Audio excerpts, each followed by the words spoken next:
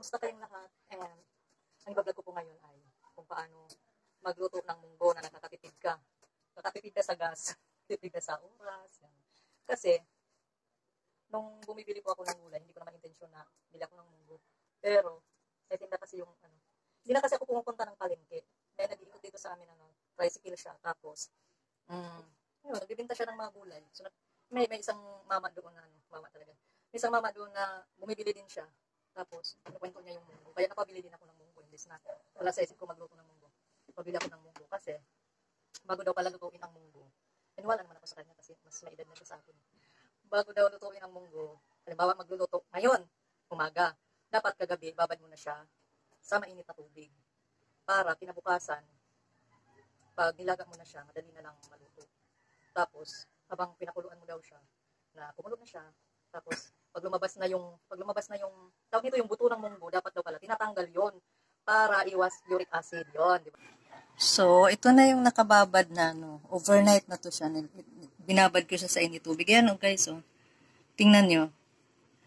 Bumuka na siya, yung yung balat niya. Yan. Pero, syempre, bago ko siya lutuin, hugasan muna natin para maalis yung, maalis yung tubig na nakababad kagabi. And, ilaga natin siya maya-maya after mahugasan. So, ayan na po siya. Sasalang na natin at pakuluin ang munggo. Tayin natin siyang kumulo. Takpan. Mukulo na. Wait lang natin siyang lumambot.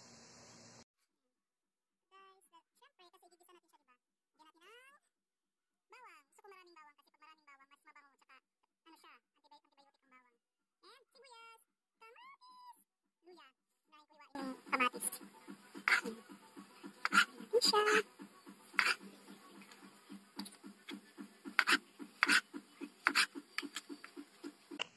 Tsaka dapat, pag nagpe-prepare ng pagkain, dapat malinis ang kamay para iwas virus. Dahil yung ating panahon ngayon ay napaka-delikado. Habang pinapakulo natin, hinihintay natin na kumulo yung munggo. Siyempre, i-prepare na natin ito. Para mabilis lang. Kapal daw. Pero, effective siya. Sinubukan ko yan eh. Kasi dati laging napuputol yung kuko ko. Tapos may nagkwento sa akin na ganun daw ang gawin. Kaya ginawa ko. Hindi ako maniwala sa kwento eh. Basta para sa ikabubuti. Pero, effective naman. Hindi na napuputol kaya yung mga kuko ko. Except lang pag maglabas. Siyempre, puputol na talaga siya. English. Meron akong may mentor ako eh. Naririnig niyo yung boses ng aking mentor.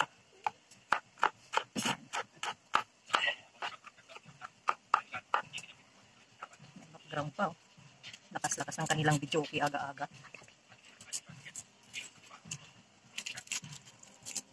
Ay grabe yung kanta niya. Lakas ng video ng kapitbahay. May nag-birthday siguro.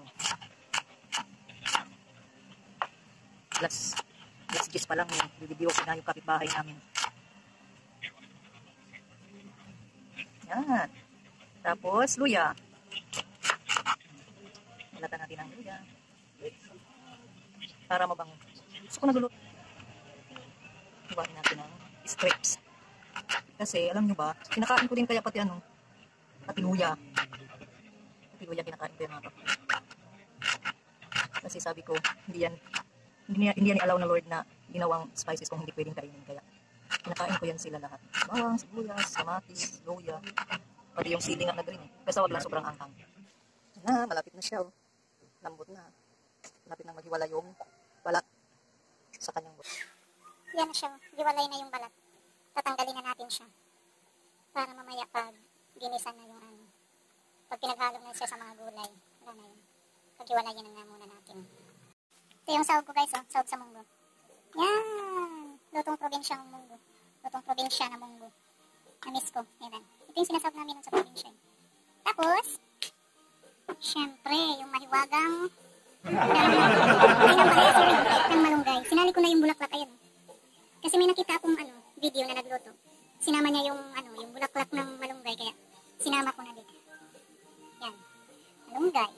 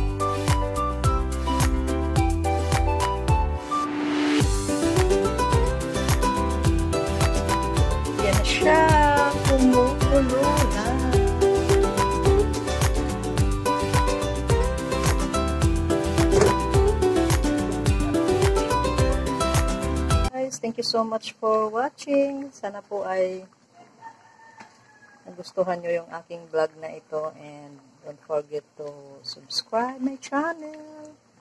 Off na natin. Sarap. Kumukulo.